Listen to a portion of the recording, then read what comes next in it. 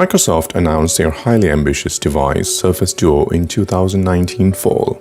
It was also the beginning of a great collaboration between Google and Microsoft when Microsoft decided to embrace Android for their mobile platform.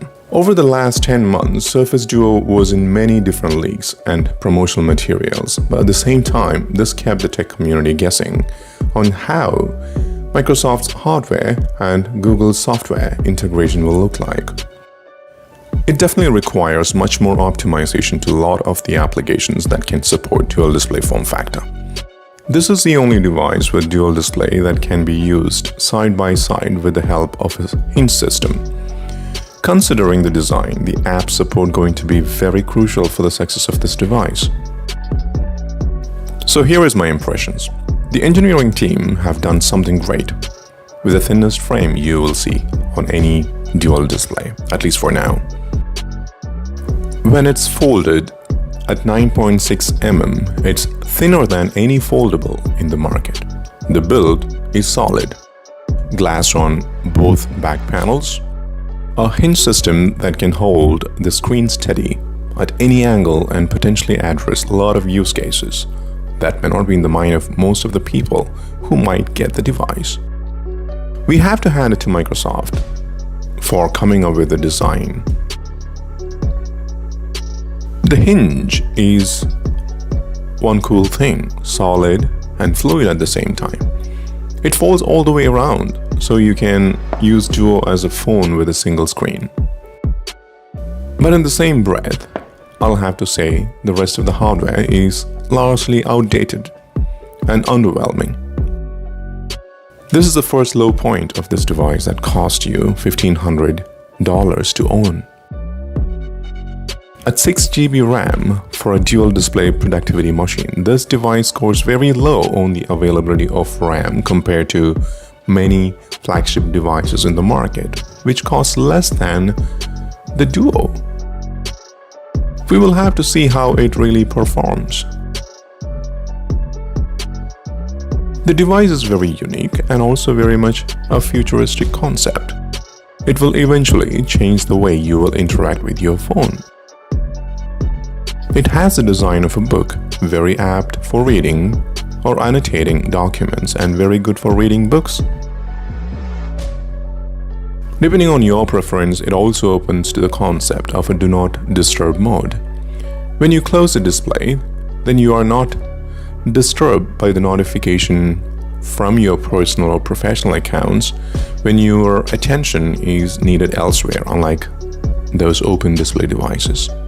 Of course, when the notification sound is active, you will know when there is something coming for you.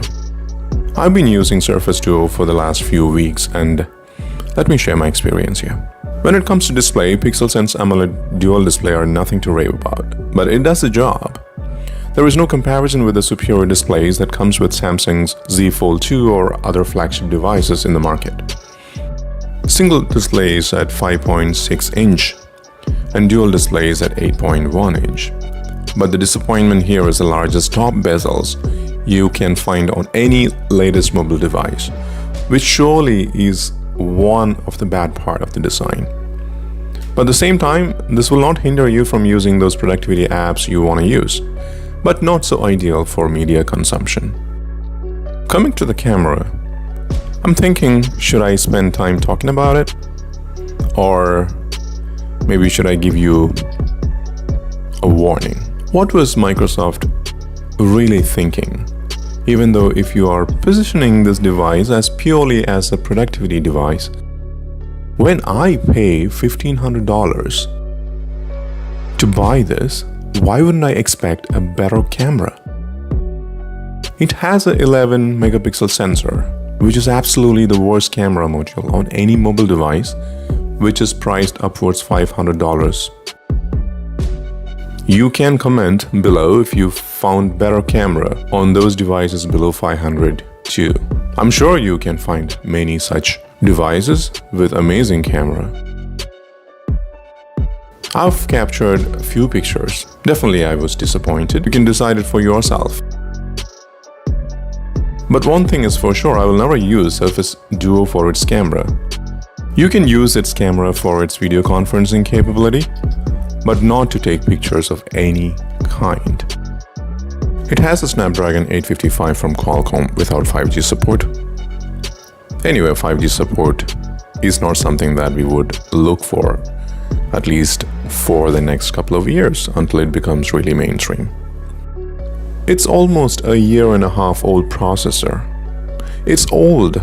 In technology terms, it's almost a light year old. But you can use most of the apps Microsoft wants you to use. The processor does its job without any struggle. Just don't bring in some overly graphic games to play. Don't even think about it. 6 GB RAM is surely less than what it's being offered by other flagship phone at a lower price tag. But it doesn't really give you any trouble in loading or reloading your apps. Of course, this is not a device for gaming, so don't even think about it. I have faced no problems to use the apps of Microsoft's and Google's YouTube or Maps for that matter. It has a small 3577 mAh battery. Yeah, well optimized to last for a whole workday. No problem there. You can be confident for it to last a day without searching for a power socket. One question. Why is there such a stunning diversity of life? One answer. Evolution. The biggest bet of Surface Duo is that Microsoft positioned this as a productivity device. I think that's what it will become eventually when people really start using it. Duo would be more useful for professionals than the regular consumers looking for entertainment and social media consumptions. Overall, the software is buggy. A lot of hits and misses when you tap and swipe.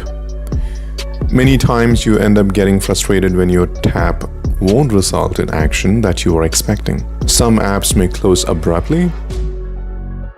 Some of them won't render properly.